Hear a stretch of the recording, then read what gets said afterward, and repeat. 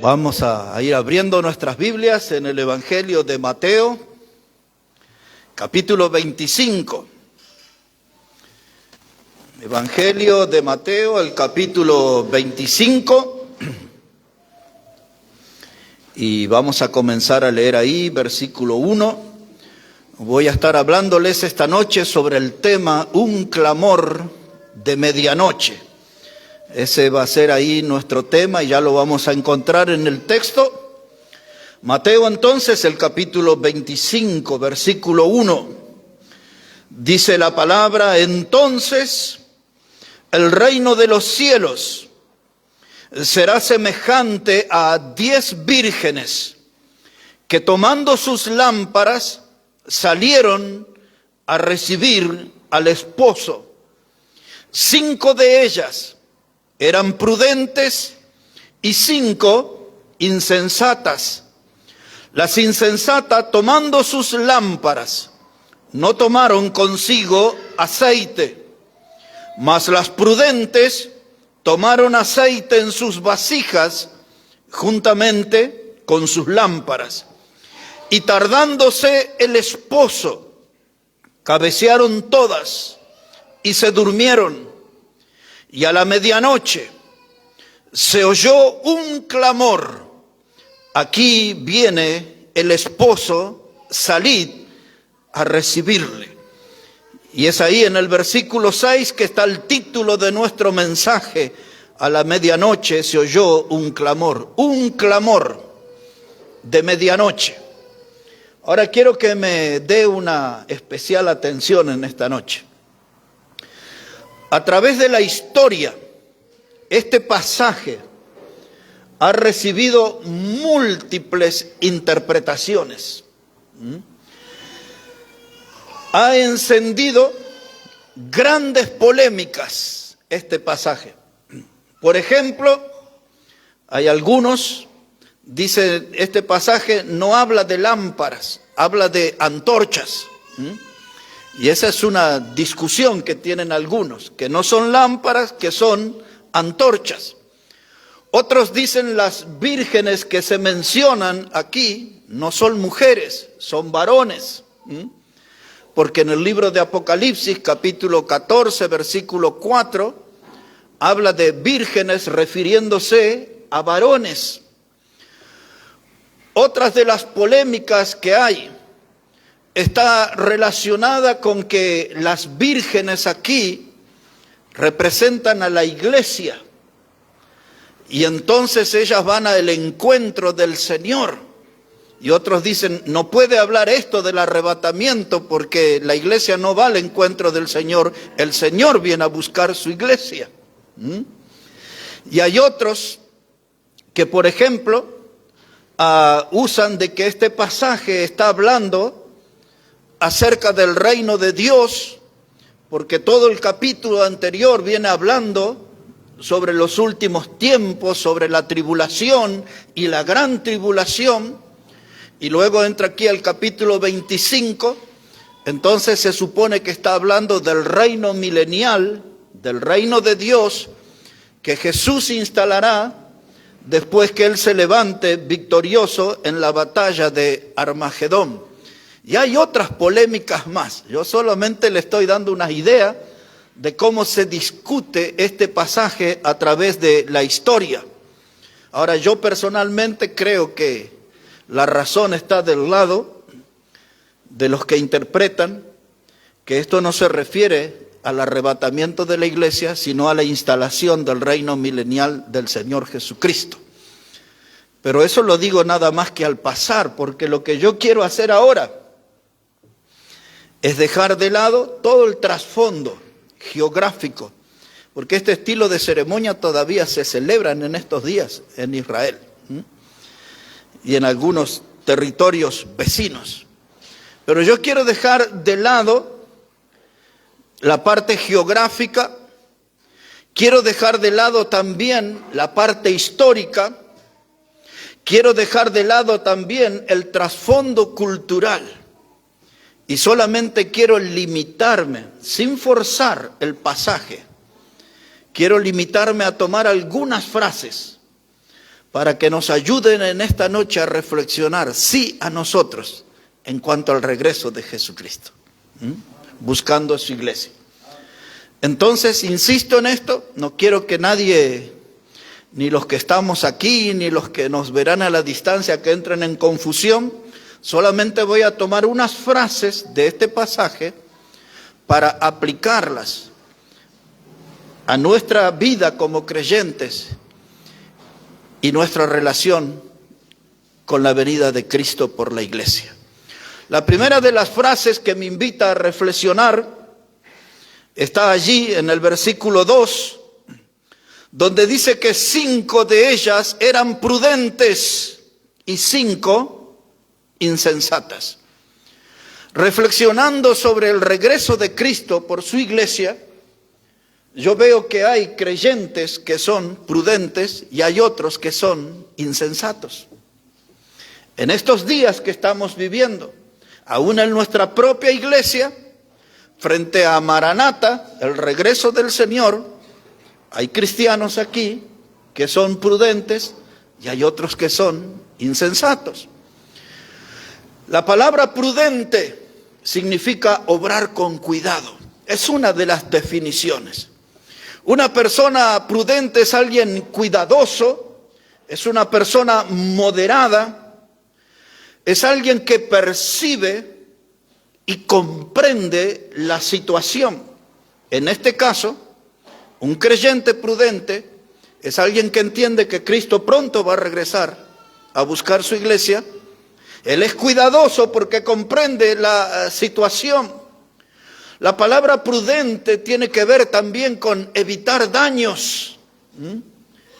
Y la verdad que es un gran daño para aquellos que piensan que la venida del Señor no se va a producir o que es algo muy lejano. Entonces la palabra prudente habla de obrar con cuidado. Seamos cuidadosos en cuanto a este tema del regreso de Cristo. Y si damos una mirada al otro término, al término insensato, la Biblia usa esa palabra para referirse a alguien falto de entendimiento. Y en la iglesia del Señor hay mucha gente que no comprende, no entiende de que Cristo viene y viene pronto. Y entonces hay gente que es insensata. La palabra insensata también se aplica para una persona que procede en contra de las reglas de Dios. Tiene la enseñanza de Dios, dice la Biblia, el principio de la sabiduría es el temor a Jehová. Conoce la palabra, pero se pone de la vereda de enfrente de la palabra. Eso lo hace dueño del término insensato. También en la Biblia la palabra insensato tiene que ver con una terminología dura para nuestro lenguaje, porque habla de una persona tonta. La palabra insensato se refiere a alguien de mente vacía y se usa 2 términos más fuertes de nuestra lengua: idiota o estúpido. Eso significa la palabra insensato. Pero como sea, un insensato es alguien de mente vacía, no le entró la doctrina, no le entró la enseñanza. En este contexto es alguien que no logra entender de que Cristo viene y viene pronto. Y como él no toma conciencia de esa doctrina, de esa verdad, de esa realidad, vive una vida muy liviana a nivel espiritual. Y como dice una de las definiciones, es alguien que procede en contra de las reglas de Dios. Porque sabiendo que Cristo viene, deberíamos estar con un corazón ardiente, fervoroso, con un alma en fuego, sirviendo al Señor y con una fe viva y activa, esperando que ya vamos al encuentro del Señor. Pero la realidad va por otro lado. Nos comportamos de un modo insensato. Pero nosotros estamos tratando de entender la hora de la historia humana que estamos viviendo. Y a la luz de la Biblia podemos decir con certeza de que Cristo va a venir pronto. Y hasta nos animamos a utilizar la expresión, Él vendrá en esta generación. Si no soy yo por un tema de edad, estoy seguro que algunos de los que están sentados aquí, o quizás la gran mayoría de los que están aquí, por una cuestión de edad también, van a ver al Señor venir en las nubes. Así que Pablo le escribió a Tito, y él le dice estas palabras en el capítulo 2. Primero en el verso 11 él le dice que la gracia de Dios se manifestó para salvación de todos los hombres. La palabra gracia ahí se refiere a Cristo. Él se manifestó al mundo para salvación de todos los hombres. Y llega el versículo 13, Tito 2:13, y Pablo le dice, aguardando la esperanza bienaventurada y la manifestación gloriosa de nuestro gran Dios y Salvador Jesucristo. Ese texto nos tiene que poner a nosotros en esta posición de ser del grupo de los prudentes que conocemos la situación, que entendemos el tiempo que vivimos y que tenemos nuestro corazón esperando a Jesús que regrese. Otra vez dice Pablo, aguardando la esperanza. ¿Cuál es la esperanza? De que Cristo vendrá. Bienaventurada, ese encuentro nos hará bien feliz. Esperanza bienaventurada. Dice, de nuestro gran Dios y Salvador Jesucristo. Al pasar ese texto de Tito 2:13, derriba la falsa creencia que muchos tienen de que Cristo no es Dios. Porque el texto dice, nuestro gran Dios y Salvador Jesucristo. Él vendrá y Él viene pronto. Maranata. Cristo murió en la cruz. Cristo fue sepultado, resucitó al tercer día. Lo vemos en la Escritura, creemos esa doctrina de la resurrección corporal de Cristo. Él fue llevado a la diestra del Padre. Y la Biblia dice, como por ejemplo en 1 de Juan 2:1, que Él se sentó a la diestra del Padre y Él es nuestro abogado. Él está intercediendo por nosotros. Ese es el ministerio actual. Intercede por nosotros delante de Dios, pero antes de irse a ocupar ese lugar a la diestra del Padre, Él hizo promesas de que iba a regresar. Unas de las que más habitan en nuestra memoria es cuando en el Evangelio de Juan capítulo 14, versículo 3, Él venía hablando, en la casa de mi Padre muchas moradas hay, voy pues a preparar lugar para vosotros. Y dice el verso 3, y si me fuere, vendré otra vez y me tomaré a mí mismo. ¿Por qué usa esa frase? Me tomaré a mí mismo. Porque nosotros, los salvos, la iglesia, somos el cuerpo de Cristo. Por eso Él dice, vendré y me tomaré a mí mismo, a la iglesia. Y esa no es la única vez, pero solo para recordar, Él ha hecho promesas de que iba a regresar. Por lo tanto, si ustedes y yo deberíamos cada día de nuestra vida vivir con esa expectativa de que Cristo viene y viene pronto. No dejarnos superar de la expectativa. El hilo ha subido, ya no encontramos buenos precios.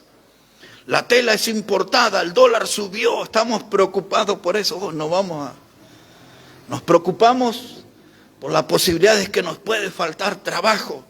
Nos preocupamos porque nuestra economía se puede desequilibrar. Y ese tipo de cosas distrae nuestra mente. Y perdemos la expectativa de que tenemos que sostener que Cristo viene y viene pronto. Tenemos que vivir con ese pensamiento dominándonos, porque los insensatos no tienen ninguna seguridad. Los insensatos no tienen un conocimiento cabal acerca de que Cristo vendrá. Pero ustedes y yo que leemos la Biblia sabemos que Cristo viene y viene pronto. Un insensato es un representante de una religión vacía. El insensato es el practicante de una religión hueca, de una religión fingida, de una religión que no tiene un fuego real. Todo en su vida es fuego artificial. Y usted ve en festividades, en algunas de la colectividad, o si no aquí, más al final del año, en la Navidad y el Año Nuevo, Cuando se ven los cielos con esos fuegos artificiales que hacen ruido y luego se vuelven cenizas al caer y todo lo que queda es un mal olor. Esa es la religión de los insensatos. Un fuego artificial. No es un fuego verdadero, no es un fuego purificador. Entonces, lo primero que este pasaje me invita a reflexionar, trasladándolo mi pensamiento a que Cristo viene, es que yo tengo que estar definido en esta noche si soy parte del grupo de los prudentes o de los insensatos. La segunda reflexión que quiero traer en esta noche está en la frase que encontramos en el versículo 5. Observe cómo dice Mateo 25, versículo 5. Dice la palabra: y tardándose el esposo, cabecearon todas y se durmieron. Y quiero que ponga atención a esa frase, porque esta noche estoy tomando frases de este pasaje que nos ayuden a reflexionar sobre la venida de Cristo y la postura del creyente. Ya vimos algunos prudentes, otros insensatos. Ahora había aquí un rumor como que el esposo iba a tardar en venir. Y de pronto ese grupo de personas, 10, cabecearon y se durmieron. Y cuando nosotros, hermanos, miramos, el mundo avanza sobre la iglesia local. Y el mundo se mete en nuestra propia congregación. ¿Y qué es lo que el mundo hace? Trae contaminación y putrefacción. Hay creyentes que espiritualmente no huelen bien porque están afectados por la corriente del mundo. Su vida tiene mucha mundanalidad, poca espiritualidad. Y uno aquí y otro más allá, y la iglesia comienza a contaminarse, la salud espiritual empieza a deteriorarse. La iglesia se vuelve débil, frágil, y muchos empiezan a abandonar la batalla, dejando la obra del Señor vacía. Y cuando usted empieza a ver eso, usted ve cómo el mundo se va metiendo y empieza a gobernar los corazones. Un creyente se descuida, falta una reunión, 2 reuniones, no lee la Biblia un día, 2 días, 3 días, toda la semana. Está con una semana pobre de oración, no habló con nadie de Cristo, estuvo más preocupado en otros temas. Y entonces uno ve que la iglesia empieza a cabecear lentamente y se empieza a dormir. Y el sueño espiritual es la antesala de la muerte. Porque primero viene el sueño y después la ruina que habla la Biblia para referirse a la muerte. Estoy yendo despacio en esta noche porque quiero que todos comprendan lo que estamos planteando. Esto de que empiezan a cabecear y luego pasan a la otra etapa más grave. Se duermen. Y no importa en qué lugar. Quizás ustedes tengan testimonio para contar de alguno que se durmió ahí en la máquina de coser. Cuando miran el colectivo, la gente se duerme en el colectivo. Los pasajeros se cabecean ahí porque se duermen. Algunos van a la universidad y la gente se duerme en la universidad. Y hay algunos que les gusta venir y dormirse en la iglesia. Acá también cabecean y se duermen. Y esta es la situación espiritual de la iglesia del Señor. Empiezan a cabecear. Alguien mira ahí con cierta atracción como cabecea y dice, yo también me sumo. Y terminan todos dormidos. Parece aquella historia de la rana que es puesta en agua fría y ponen esa olla al fuego y luego encienden el fuego y esa agua empieza a volverse tibia hasta que queda caliente y la rana se cocina lentamente y se muere sin darse cuenta. Porque se fue adaptando a las diferentes etapas, al agua fría, al agua tibia, al agua caliente y ya no puede salir de esa trampa. Y así nos pasa a nosotros como iglesia. El diablo nos empieza a cocinar a fuego lento. Un día no leemos la Biblia, un día no venimos a una reunión, un día dejamos de orar, un día dejamos de tener comunión con los hermanos, empezamos a cabecear, nuestra vida espiritual entra en crisis y no reaccionamos frente a la crisis hasta que terminamos dormidos completamente. Esta es la realidad de la iglesia de Cristo en los días que vivimos. No obstante, Cristo viene y viene pronto. El esposo vendrá para buscar a su esposa, la iglesia que él compró con su sangre. El diablo es un experto de anestesiar a los insensatos, a los practicantes de una religión vacía. Solo tienen religión, no tienen nada de salvación. Su vida está marcada por un ritual, por un sistema de conductas, que por ejemplo, venir todos los domingos a la iglesia, cantar todos los domingos, saludar a los hermanos, ofrendar, y todo eso se vuelve un ritual. Lo hago porque es una costumbre.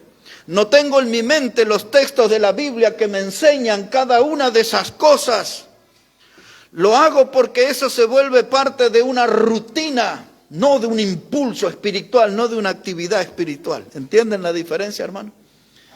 Y hay muchos que son simpatizantes del cristianismo e imitan las cosas que dicen los cristianos, pero son insensatos, tienen religión, no tienen salvación.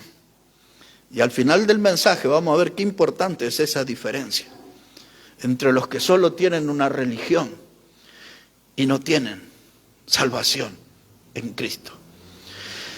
Y el diablo los va anestesiando a los mundanos, y lo hace de tal modo que esa anestesia le permite a Satanás empujar las almas hasta el infierno, y la gente no se va a dar cuenta en el rumbo que van hasta que estén atrapados en las llamas eternas. Es lo que el diablo está haciendo hoy en el mundo. Todos los días arrastra gente hacia el infierno, pero la gente está anestesiada. Y el diablo usa de esa propia anestesia, y así es donde empieza a enfriar, a entibiar cristianos, y algunos terminan congelados completamente, indiferente a las cosas de Dios. Y por allí y por allá usted escucha a veces una charla que dice: antes yo iba a la iglesia, antes era muy fiel, antes no me perdía ninguna reunión, antes yo cantaba ese salmo, cantaba ese himno, antes, todo es cosa del pasado. Wow, el diablo trabajó en esa vida. Yo le conté los otros días, el domingo, donde yo más escuché por muchos años, en la provincia de Jujuy, principalmente los domingos al mediodía, cuando terminaban esas conferencias de 4 días. No eran pocos los que venían en distintos lugares y decían: ore por mí, predicador, quiero reconciliarme con el Señor. La palabra hizo que superara el efecto de la anestesia del diablo, y ahora dice: estoy mal con Dios, necesito reconciliarme.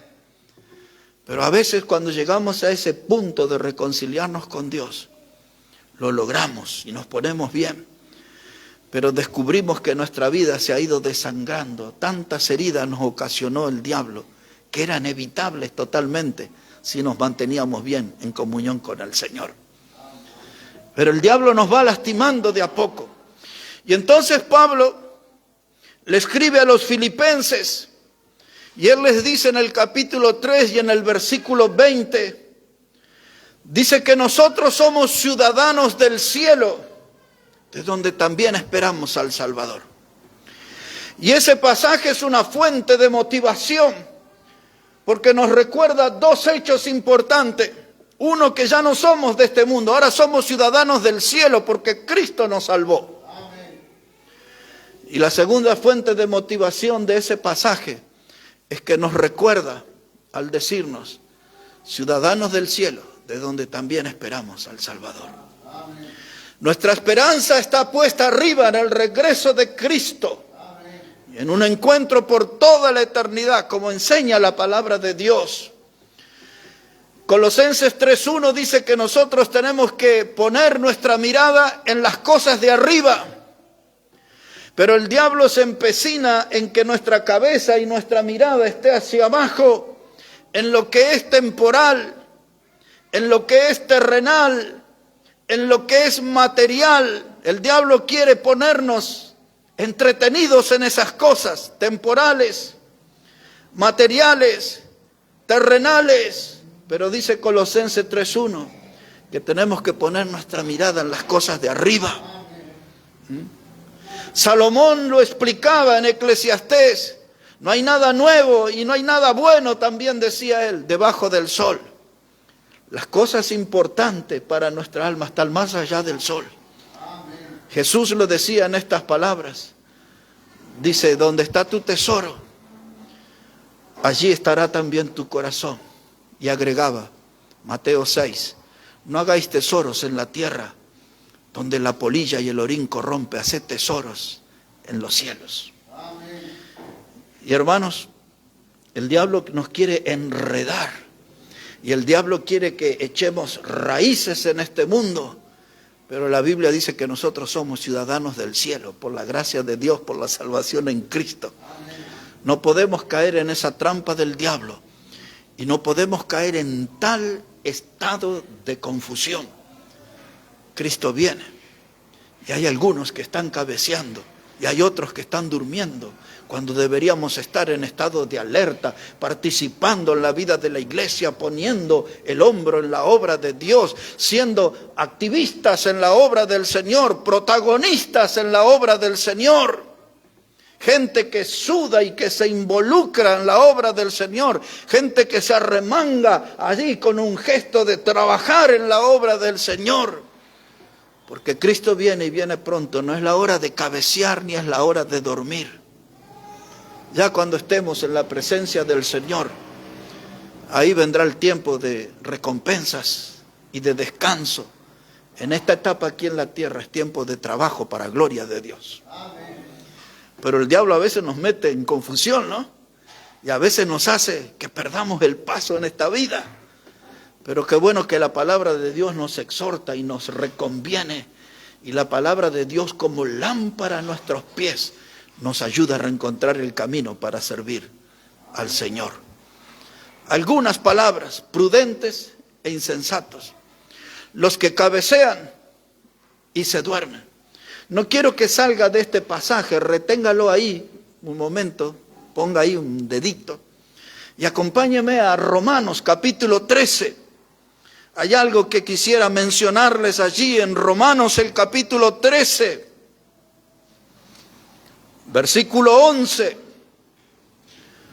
Romanos el capítulo 13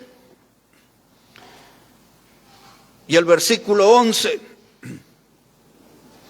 Dice la palabra de Dios, y esto, conociendo el tiempo, que es ya hora de levantarnos del sueño. Ni yo ni nadie tiene permitido agregar nada a la Biblia, no se puede agregar. Pero si pudiera, yo pondría ahí en ese texto que conociendo el tiempo, nadie tiene que cabecear. Pero algunos ya se habían dormido ahí. Y entonces la palabra dice, es hora ya de levantarnos del sueño. Ya está, ya cabeció. Ya se le salió la babita por el costado de los labios, vinieron las moscas ahí y usted sigue durmiendo. Dice, ya hay que levantarse del sueño. Y mire por qué, porque va a explicar por qué hay que levantarse del sueño. Dice, porque ahora está más cerca de nosotros nuestra salvación que cuando creímos. Mire, hermano, mi encuentro con Cristo está mucho más cerca que aquel día 10 de junio del año 1979. La mayoría de ustedes ni había nacido en aquel tiempo. Yo ya había creído en Cristo como mi Salvador. Pasaron 43, 44 años casi. Entonces el día de mi salvación, de mi encuentro con el Salvador, está más cerca. Por lo tanto, no tengo que dormir. Y si soy tentado a dormir, me dice la Biblia, es hora de levantarse del sueño Y la razón es porque Cristo viene y viene pronto. Y el versículo 12 dice, la noche está avanzada. Esa es una expresión, hermano, que habla del avance de las tinieblas sobre este mundo. La noche está avanzada, está en lo profundo, en lo más oscuro. Y este mundo, hermano, está en la parte más oscura de su tiniebla. El príncipe de las tinieblas los sometió a la oscuridad. Y la Biblia ahora nos dice, para ustedes y para mí, la noche está avanzada, pero se acerca el día. ¿Cuál día? El del encuentro con nuestro Salvador. Amén. Y entonces, si se acerca el día, ¿qué voy a hacer? ¿Cabecear y dormir? No, tengo que levantarme, estar en acción, animado, entusiasmado. Porque es una gran realidad de que Cristo viene y viene pronto. Ahora, cuando Cristo, nuestro Señor, murió en la cruz y resucitó, y los discípulos salieron a predicar, Él les dejó todo un legado en el capítulo 17 de Juan, en el Evangelio de Juan. Nosotros conocemos ese capítulo como la oración intercesora de Jesús. Y una de las cosas que leemos en ese capítulo 17 es que el Señor Jesús le dice a Dios el Padre, dice, estos no son del mundo, y el mundo los aborrece. Y dice Jesús, dice, yo no te pido, Padre, que los quites del mundo, sino que los guardes. Porque esos eran días de furias del enemigo. Atacó a los cristianos, los persiguió, los torturó, los maltrató, poniéndolos en las cárceles, los mataron de las maneras más violentas. El mundo se tiró contra el cristianismo con la intención de hacerlo desaparecer, de apagar su voz para siempre. Pero los hombres y mujeres de esa generación, firmes militantes en la fe, habían aprendido la lección del Maestro de tomar la cruz cada día y seguirle. La muerte no los frenaba. La muerte, hermanos, no apagaba la fe. Había militantes firmes y lo daban todo, su vida incluida, por la causa de Cristo. Y Jesús dijo, ellos no son del mundo, por eso el mundo los aborrece.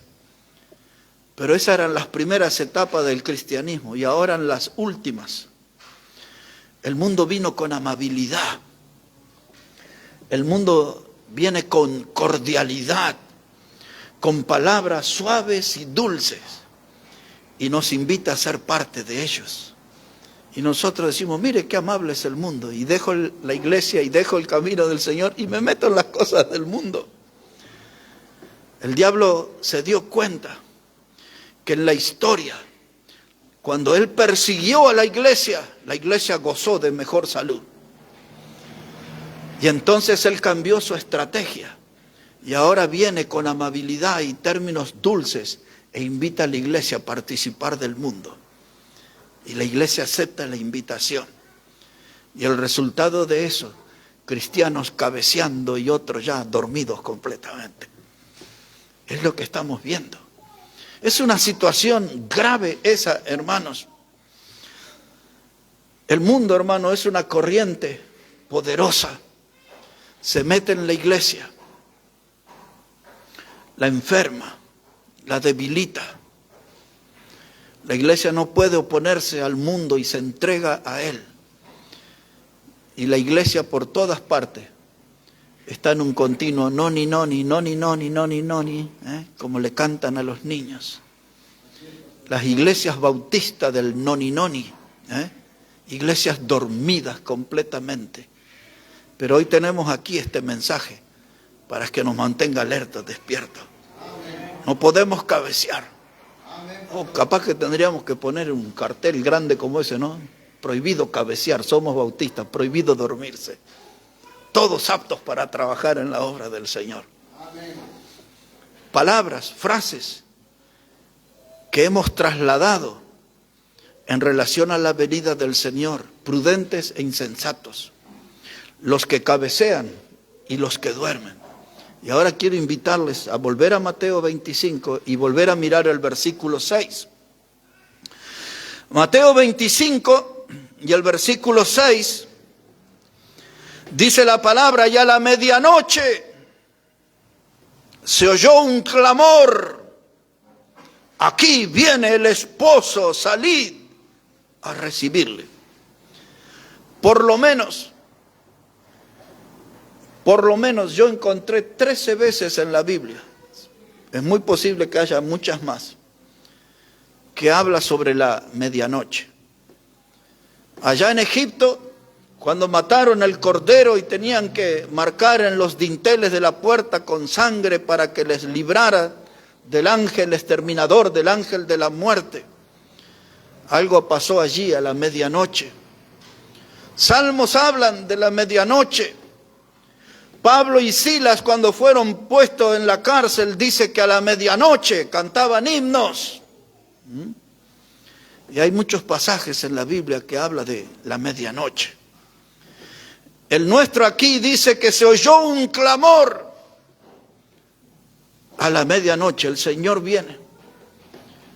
Para nosotros, el clamor que se escucha es: Cristo viene. Usted va a oír sobre terremotos en alguna parte del mundo que dejan muertos. Va a oír de tsunamis en diferentes partes del mundo. Va a oír de incendios forestales, bosques, hectáreas y hectáreas que se consumen por el fuego. Alúes de barro, montañas que se desintegran y aplastan gente. Y cuando pasan ese tipo de cosas, la gente lo que empieza a decir es: Cristo viene, Cristo viene. Se han escuchado en diferentes regiones, aquí en la Argentina, en Jujuy, en Bolivia, en Chile y en países más lejanos, se han oído sonidos de trompetas y los científicos tratan de explicar, pero parece ser que eso tiene que ver con un fenómeno del mar y que repercute, y no es importante la explicación, lo importante es que cuando suceden esas cosas, la gente dice: Cristo viene, ahí está, mire. Hasta algunos han visto figuras como de una persona en el cielo, en las nubes, y dice: ahí está, Cristo viene. En el puente de su barrio un cartel que dice: Cristo viene. Un folleto que encuentra: Cristo viene. En los árboles tallados: Cristo viene. En los púlpitos, gracias a Dios, que en algunos púlpitos todavía hay varones que se paran y dicen: Cristo viene. Cristo viene. Dice: se oye un clamor. De eso le estoy hablando, de ese clamor de gente en distintas circunstancias.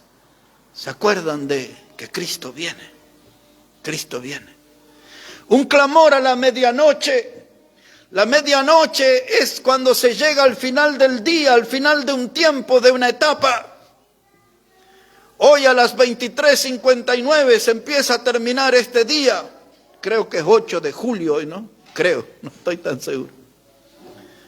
Pero a la medianoche se termina ese día y va a empezar el 9. Fecha patria, un nuevo día. A la medianoche significa que habla de un instante final, de algo que está por terminar.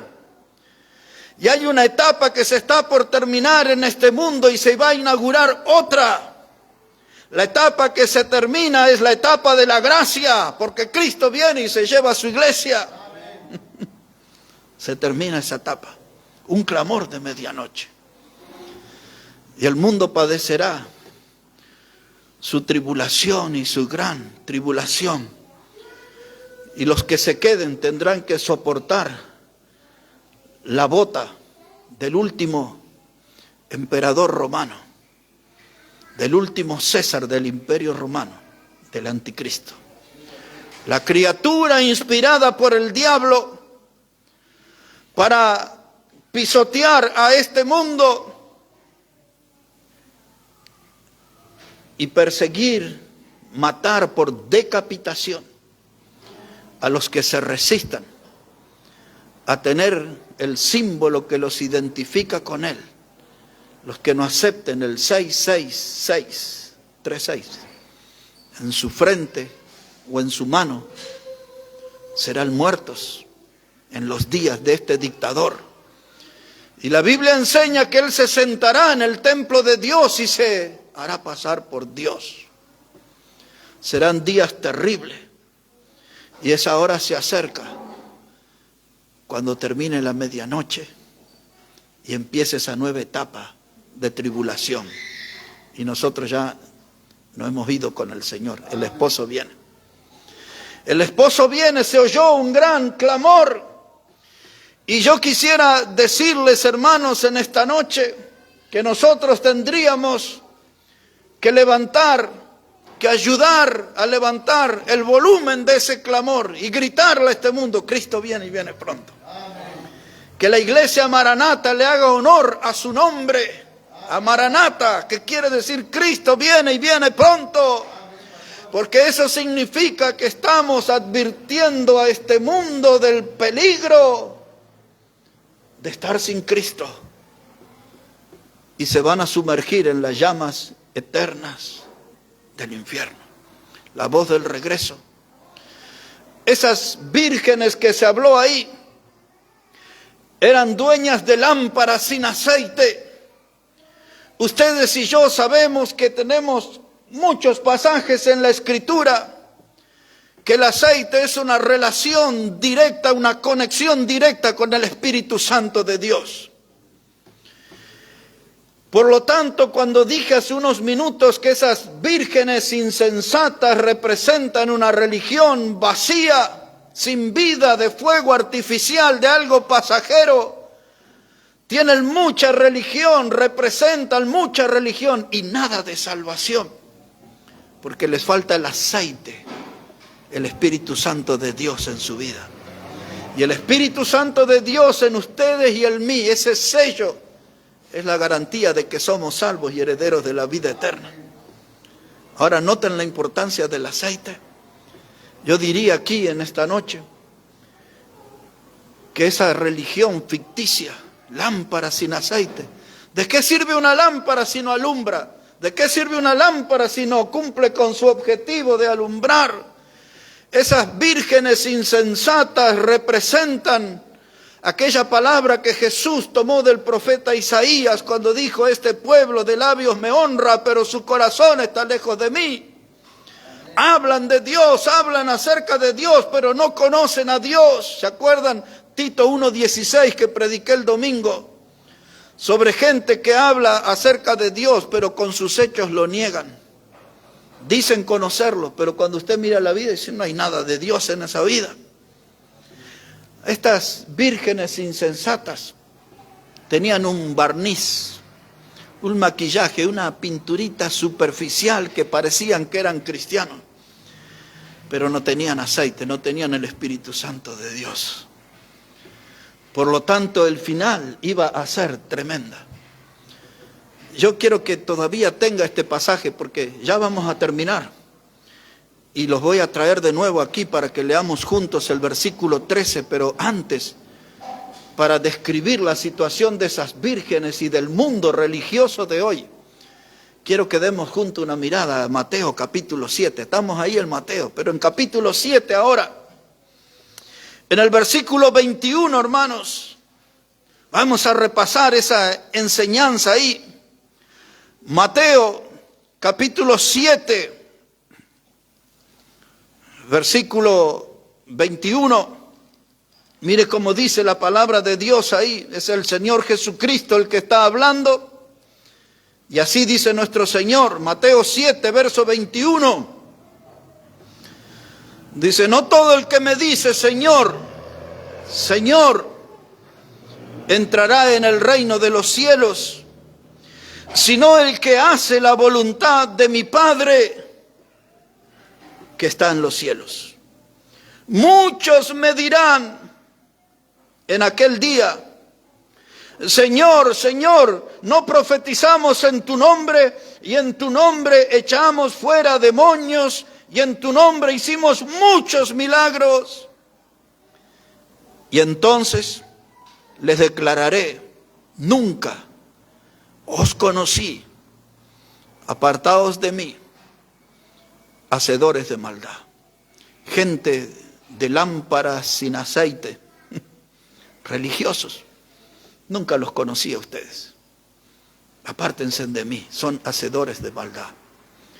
Para darle una explicación de este versículo, solamente les voy a leer un texto que dice así, dice, examinaos a vosotros mismos si estáis en la fe, probaos a vosotros mismos, o no conocéis a vosotros mismos que Jesucristo está en vosotros, a menos que estéis reprobados. Ese pasaje es 2 de Corintios 13:5, pero ahora se los leo de nuevo. Dice Pablo, examinaos a vosotros mismos si estáis en la fe. Eso es para nosotros en esta noche. Asegurarnos de que nuestra vida tenga el Espíritu Santo, que nuestra lámpara tenga aceite, en otras palabras. Que no seamos nosotros aquí parte de una religión vacía, sin Dios. Dice Pablo, examinaos vosotros si estáis en la fe. Esto no es para que usted dude de su salvación eterna en Cristo, sino para que se sienta seguro que ha sido salvo por Cristo. Y entonces dice Pablo, examinaos si estáis en la fe, dice, y probaos a vosotros mismos. No hay otra persona que le va a decir, usted es salvo, es un elegido, escogido. No, usted mismo sabe si hay aceite en su lámpara. Si está el Espíritu Santo de Dios como garantía de que es salvo. Y dice, y probaos, dice, o no conocéis a vosotros mismos que Jesucristo está en vosotros. Dice, a menos que estéis reprobados. Usé esa palabra en el sermón del domingo. Reprobado significa dado por malo. Algo que se desecha, se deja a un costado. Pero si usted tiene a Cristo, usted es salvo. Pero si no tiene a Cristo, es una lámpara sin aceite, está reprobado. Ahora volvemos a ese 7:21. Dice, en aquel día, un día en el futuro, dice Jesús, mucha gente vendrá delante de mí. Ya se dieron cuenta que están perdidos. La puerta de la gracia salvadora se cerró, no hay forma. Como en los días de Noé, cuando las puertas del arca se cerraron, nadie más pudo entrar. Y en la salvación eterna, un día la puerta de la gracia se cerrará. Jesús dice en Juan 10, dice, yo soy la puerta, el que por mí entrare será salvo. Pero si la puerta se cierra, ya no se abre más. Para los que llegan tarde. Quiero subrayar eso, para los que llegan tarde. Porque algunos van a querer ser salvos, pero ya no habrá tiempo, ya no habrá oportunidad. Dice Pablo en 2 de Corintios 6, 1 y 2, usa esta frase, dice, hoy es el día de salvación, hoy, porque hoy la puerta está abierta todavía. La gracia de Dios está vigente, activa, la gracia de Dios quiere alcanzar personas para ser los herederos de la vida eterna. Pero tarde algunos levantarán sus voces y dirán, Señor, Señor, profetizamos, quiere decir predicamos, hablamos de la palabra. Profetizamos en tu nombre echamos fuera demonios. En otras palabras, algunos dirán, Señor, tú recordarás que hemos cantado a tu nombre. En otras palabras, algunos dirán, hemos llorado en tu casa, hemos caído, hemos rodado.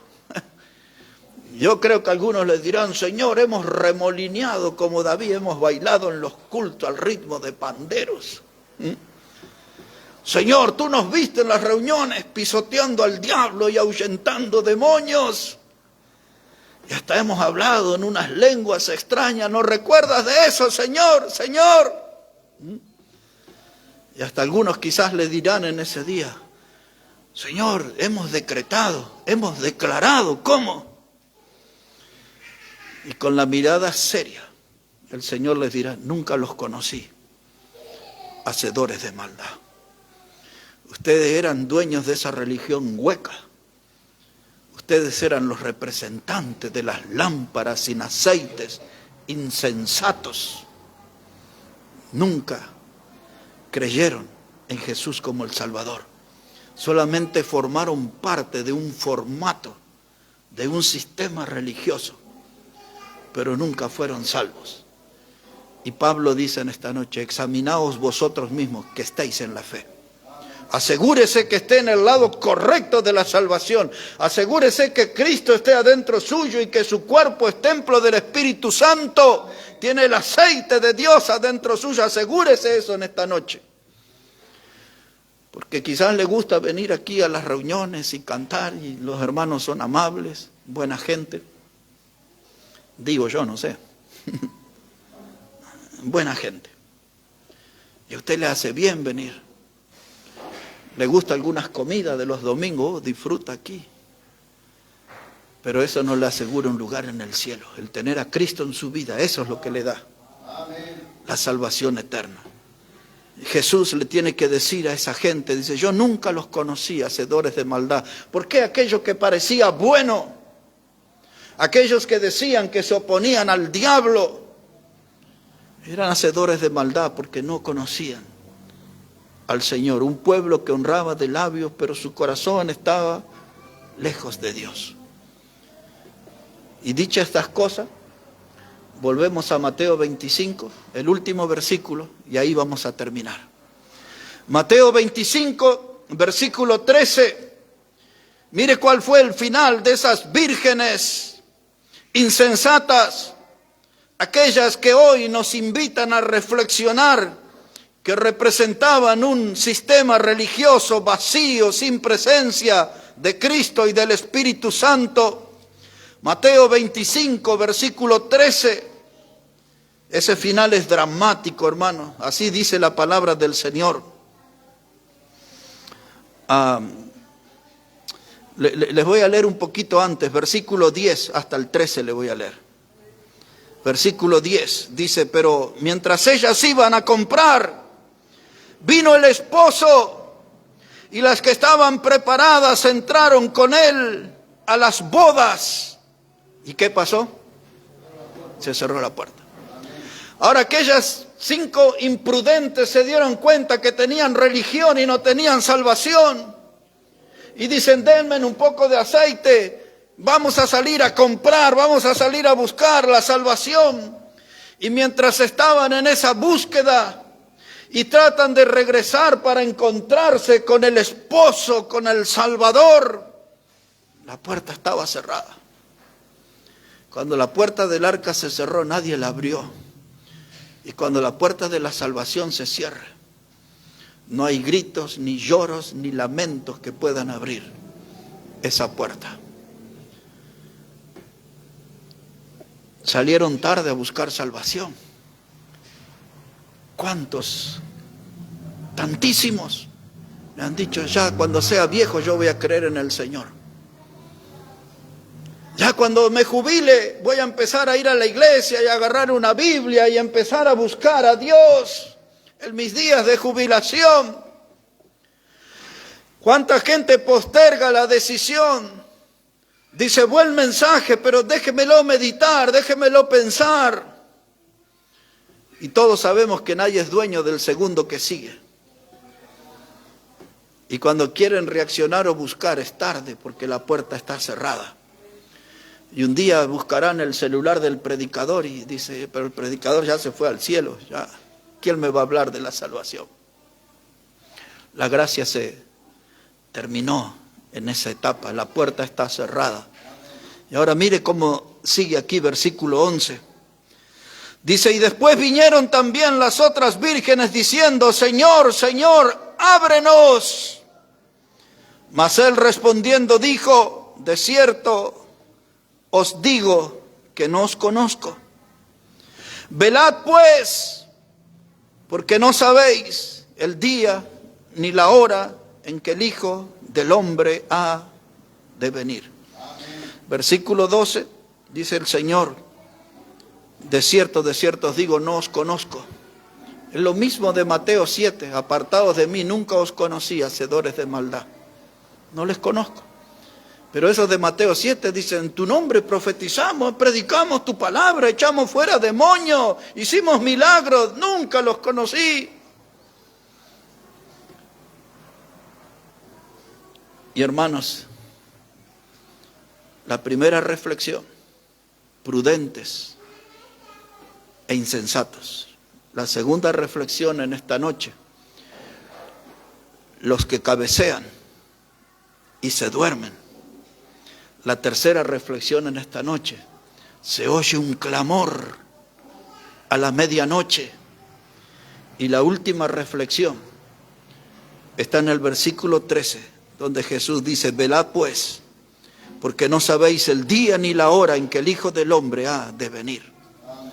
Y trayendo ese texto, después de haber explicado todo eso al comienzo, ese texto me invita a pensar en esta noche, que hoy puede ser el día de que Cristo venga. Porque cuando Él venga a instalar su reino, tendrán que cumplirse todas esas cosas que Él habla en el capítulo 24 de Mateo. Que vendrían falsos profetas y que se levantaría nación contra nación y que habría guerra y rumores de guerra y peste y hambre y terremoto. Después de todas esas cosas, Él va a instalar su reino. Pero en esta noche no hay ninguna profecía por cumplirse. Él puede venir en esta noche. Y yo tomo de este pasaje y lo traigo a nuestro tema. Esa frase que nos dice, nadie sabe el día ni la hora. Hoy puede ser el día del Señor. Por lo tanto, tenemos que estar en alerta.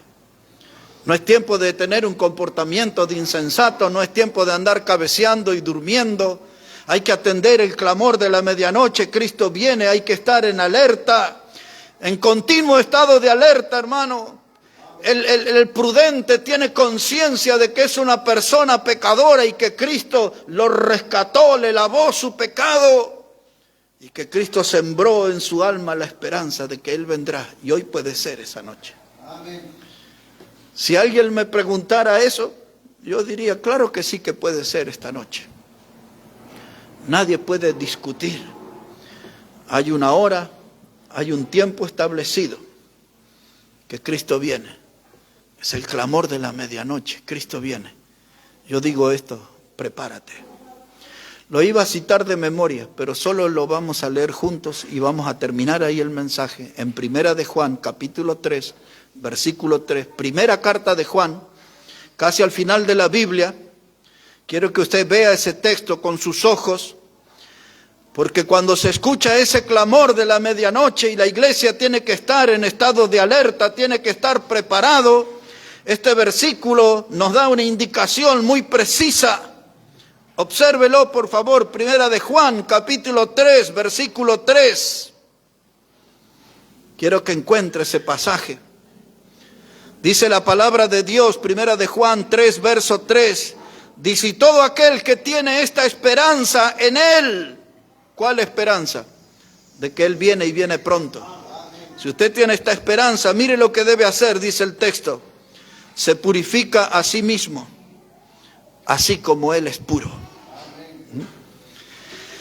Quiere decir que tengo que ordenar mi vida, tengo que escarbar en mi vida y sacar todo lo que huele mal, todo lo que es inmundo, todo pecado que tengo ahí escondido. Tengo que sacar eso porque me voy a encontrar con mi Salvador.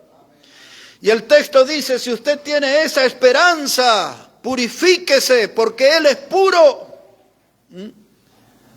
Y tiene que ser el encuentro de dos personas puras. El pecador arrepentido en pureza delante de su Salvador que es puro. Tengo esa esperanza de que Cristo viene. Tengo que purificarme, dice la Biblia, porque Él es puro. No puedo desentonar en ese encuentro. No puedo estar delante de mi Salvador atrapado en la inmundicia. Tengo que estar limpio. Y cuando hablamos de que Cristo viene, pues a eso apunta la Escritura, de que tenemos que estar bien con Dios. Cuando Pablo le escribió a los tesalonicenses la primera carta, capítulo 4, en el verso 13, les empieza a hablar en cuanto a dice, para que no seas como los del mundo que no tienen esperanza, porque si Jesús murió y resucitó, traerá Dios con Jesús a los que durmieron en Él. Y empieza a hablar todo aquello que Él vendrá con voz de mando de arcángel, con trompeta de Dios. Y llega al verso 18 y dice, animaos unos a otros con estas palabras. ¿Qué palabra? Maranata, Cristo viene y viene pronto. Esto no es para salir desinflado, desanimado de la iglesia, es para salir animado. Que Cristo viene es un hecho real, es plenamente cierto. Hay aceite en mi lámpara, hay presencia del Espíritu Santo de Dios en mi vida, hay actividad espiritual en mi vida. Porque si ando tropezando, si algo no está bien, si ando comportándome como un equilibrista del circo, caminando en la cuerda floja, tengo que ponerme bien en esta noche, purificarme porque Él es puro. Cristo viene, viene pronto, tengo que estar bien en esta noche. Porque este mensaje que nos recuerda su regreso, qué grave que muchos predicadores ya no creen en esto y otros tantísimos ya no predican este tema. Pero nosotros lo estamos poniendo en esta noche, porque Pablo dice, animaos los unos a los otros con estas palabras. Amén. ¿Qué palabra? Cristo viene, y viene pronto, y puede ser en esta misma noche. El hermano Omar va a venir aquí ahora para guiarnos en una alabanza, y nos ponemos todos de pie, y hoy es una buena oportunidad para ponernos bien con el Señor. Afuera hace frío, pero nuestra alma puede estar ardiente, fervorosa, porque hoy nuestros corazones están animados, porque la Biblia nos recordó de que Cristo viene, y viene pronto. Se oye ese clamor de la medianoche, que todos podamos escuchar. Nos ponemos de pie, hermanos, por favor.